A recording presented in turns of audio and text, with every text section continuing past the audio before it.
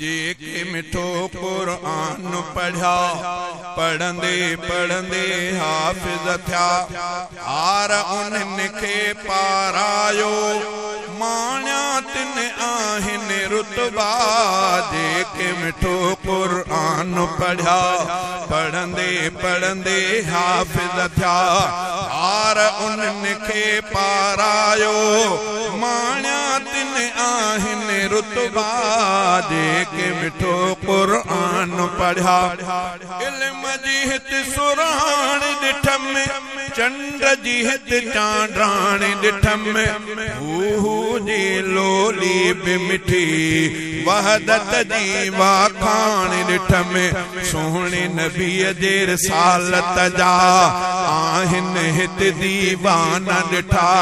जहिड़ा हिते उस्ताद ॾिठम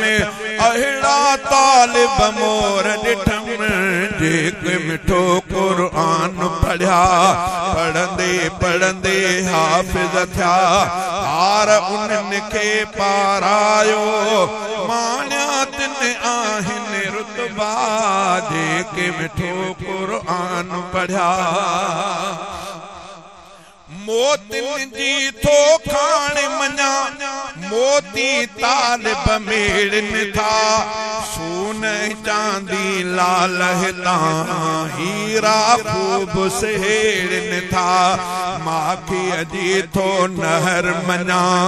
रहमत अठई पहर मञा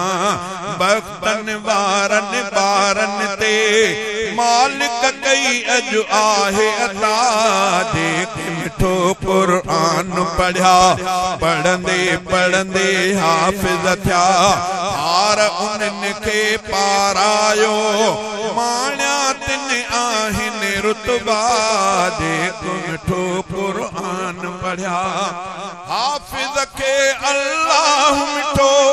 ॾींहं शर जे हीअं चवंदो पाक कलामुल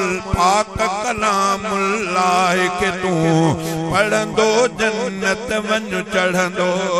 ऐं ॿियो शिफ़ा जो मिलंदो ऐं ॿियो शिफ़ा जो मिलंदो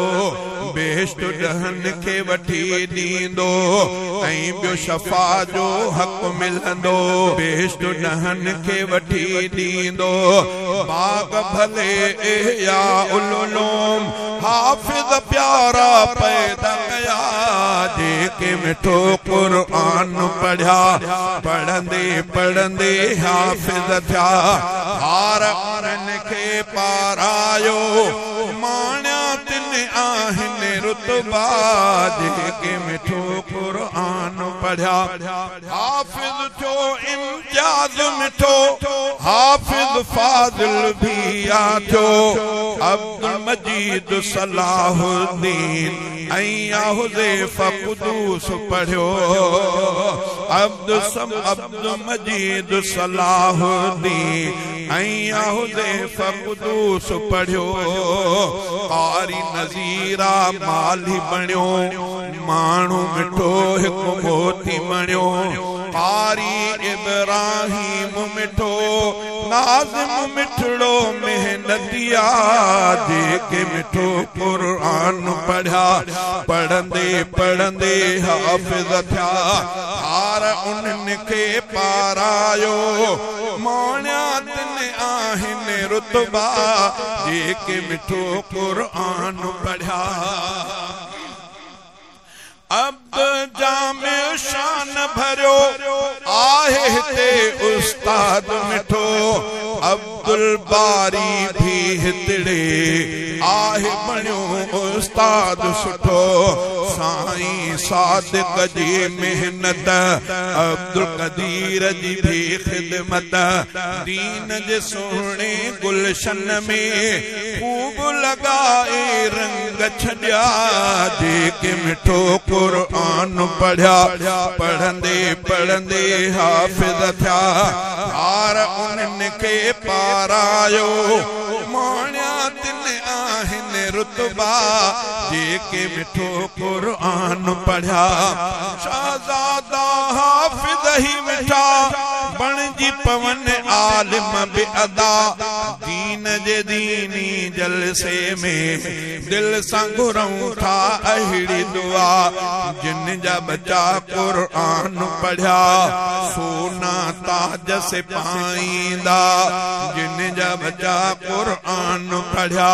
सोना ताज से पाईंदा हाफिज़ जा पी मां बे ॾिसंदा महशर में एज़ाज़ वॾा जेके मिठो कुरान पढ़िया पढ़ंदे पढ़ंदे हाफिज़ थिया हार उन्हनि खे पारायो माणिया तिन आहिनि रुतबा जेके मिठो कुरान पढ़िया।